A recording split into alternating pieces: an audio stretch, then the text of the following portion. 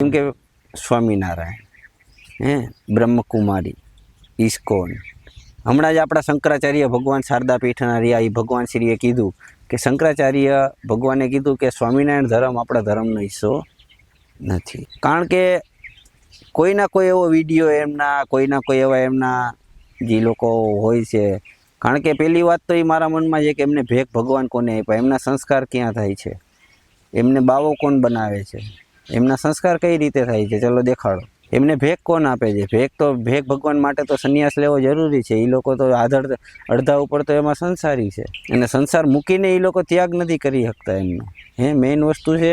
અને બીજી વાત કે ચલો તમે ભગવા તમારી પાસે છે, બધી વસ્તુ છે, તો તમે ભગવાનનું અપમાન ન કરો. તમે ભગવો જેને આપ્યો છે, જે તમે 33 કોટી દેવી દેવતાના આશીર્વાદથી ભગવો ધારણ કર્યો છે, તમે એ ભગવાનનું અપમાન કરવાનું બંધ કરી દો.